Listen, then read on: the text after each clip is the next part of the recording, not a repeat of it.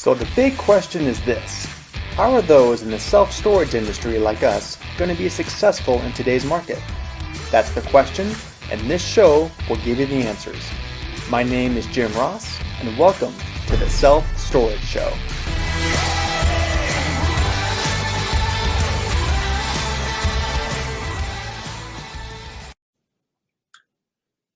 Hi everyone, this is Jim Ross. Thanks for joining me again for the Self-Storage Show. This episode, we're going to talk about tenant insurance, and got a cool video. Well, probably not a cool video. It's probably going to scare you to death with some fire footage at a site. And again, going to have some other people coming on the show in the future that can specifically talk about tenant insurance, and if there are vendors from those companies, and can talk more directly about that. I'm looking at it more from the manager, operator, owner point of view when it comes to tenant insurance. And really, quite frankly, it just comes down to it's a win-win in my eyes. You know, as an owner of a site, I'm minimizing my liability. Not if, when something goes wrong at the site. You know, I can just say, oh, okay, here's our insurance company. You know, call them. They'll take care of you. Just makes life so much easier. On the manager point of view, same thing. You know, something happens at your location. Manager's watching this, listening to this. You know, it's your fault. I don't care what's happened. You know, there was a break-in, there was a fire. I don't want to talk about that, but flood, what have you. As a manager of the property, you're the face of the property. Well, that pretty much automatically makes it your fault. And I've been on that side of it, and it's terrible. You know, when you got customers pointing the fingers and blaming you when something goes wrong, it'd be much easier on you to say, empathize, I'm so sorry for what's happened. Thankfully, you do have, you know, your insurance company that you got with us when you rented. They will take care of you from beginning to end and make this a much easier process. And just being able to have that someone in your corner to help you out for this kind of stuff when it does happen, it's a life changer.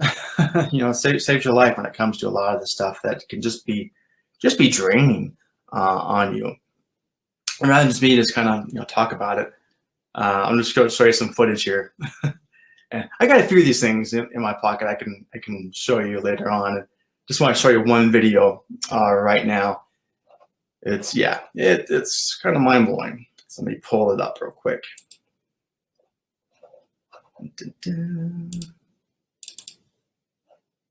Okay, it's coming eventually. Cool, got that. All right, there we go.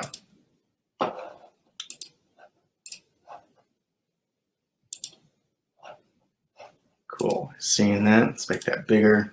Cool, there you go. This, yeah, it's someone I know. It's here, somewhat local to me, and brought this to my attention. I'm not going to get any more specifics than that. And this guy, let's just watch the video. I'll explain a little more later on.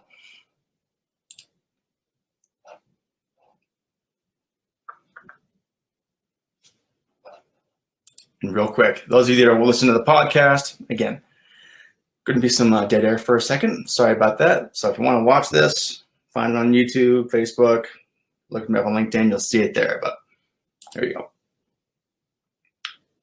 Yeah, and going back, these ones here, those kind of cuts, that's what the fire department does. They'll come in with the big steel and just go through and cut, just to make sure there's no smoke, embers, fire. That's going to light more units on fire. So they'll start going down, just cutting those units just to make sure nothing is still going on. That's, yeah. They don't have time for you to be cutting locks off and rolling doors up. They'll just cut through the door.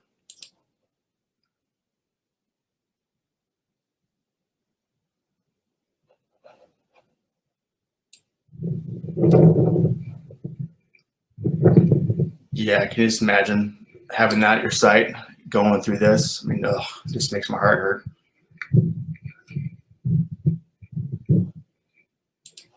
And from what I gathered, I have to talk to this manager of this property just to make sure. But from what I heard, it sounded like it started with a car fire. I don't know if the guy was working on his car in the unit. Don't know, but it originated in a car. That car caught fire, went boom. And as you'll see, there were other cars adjacent. And once it hit those cars and they went up, it just cascaded. I mean, it's the whole entire row of this site is gone.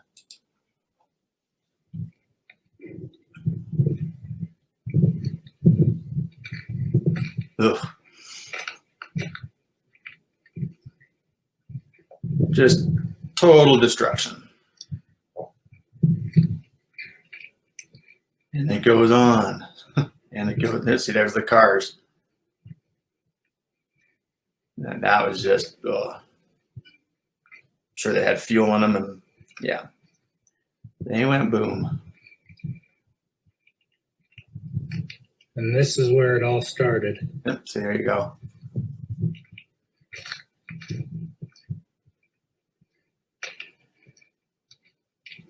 Yeah, I just can't imagine going through that scenario as a manager and owner, obviously, but having to deal with that. It just keeps going.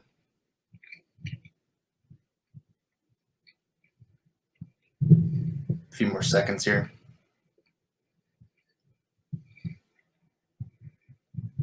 And there we go. Kind of ends there. Yeah, just look at that. You know, these guys, their entire life, all their possessions are in that unit.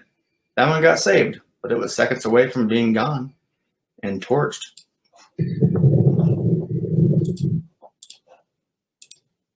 So yeah, kind of makes you a little sick, you know, watching that. But sometimes it takes watching something like that to make you really think about, you know, do I need it? I should need it. I should get it. I'll talk to some owners, and I've had this discussion, and they said I don't want to be greedy. I don't want to come off greedy and making, you know, my customers get tenant insurance. And it's like, you're doing them a favor. You have to kind of flip it. You're doing them a favor. You know, they're trusting you with their life, with all their goods or prized possessions. You know, you might look at it and think it might be junk, but hey, it's everything for them. You know, they wouldn't be taking the time and energy and money to spend to come to your site and, you know, store their items. Great. Well, do them that one extra favor. They're trusting you with everything. You're the professionals. You know, that's your business. Act like it. Okay. And this is a very important part of looking out for your customer. Okay. You might say, I want to get my customers the best deals. I'm going to give my customers the best customer service and blah, blah, blah. Great. Okay. Well, step up. Make sure they have the best coverage when something goes wrong. If something goes wrong, just you're looking out for them. They're not thinking, you know, I'm storing my stuff here. You know, something could go wrong. They're not in that mentality. So it's your job as the business owner and that manager to, you know, make sure that they're aware that here's our insurance that we have. I'm not going to get into specifically like make it mandatory. To me, it's almost like auto pay. Cool. Want to go on auto pay? Get your credit information. It comes due in this every time this month, and we'll hit your card. That way you don't get any late fees. It's part of the moving process. Boom. This is our insurance. It's this much a month, this much coverage. This is added on to your monthly insurance or your monthly payment. It's just part of the move-in process. You know, you don't have to do a high sales tactic when it comes to this, because again, it just comes with the part of renting at your facility, and it comes with insurance. And a lot of times with these insurance companies, they'll take the time. They'll call you and talk to you and talk to the managers. They'll have some sales go-throughs and just to see how to actually present it correctly, so you're more comfortable you're presenting it and then rolling it into your program, rolling it into your facility. Because again, looking out for the customer, it's a win for them. It's a win for you because you're going to get some extra revenue as well. I mean, we're not even getting to that aspect of it as far as a revenue stream, but it can be huge in many cases. And again, I look at it more as just the not have to worry about it and just the mental anguish if something went wrong. But again, as a revenue management aspect of this, it's massive. I mean, just look at the rates. I mean, they've been doing this for years. They're not dumb. They see the streams of revenue coming in from their insurance coverages. It's huge. So if they're doing it, okay, there's probably a good reason. And nowadays, there's plenty of insurance companies that have great customer service, that great premiums, that they'll share with you as well, having that revenue share. There's just no reason not to anymore. Okay, it's much more acceptable. Let's just put it that way. Sometimes I get that pushback from owners going, oh, I don't want to be the only one in my area that's doing this. I'm going to lease some rentals. No, it's much more acceptable than it was just a few years ago. Okay, a lot of companies are doing this, so jump on board. Again, I'm not going to sit here and plant my flag and say call these guys. There's plenty of them out there. Just start talking to them, get that conversation going.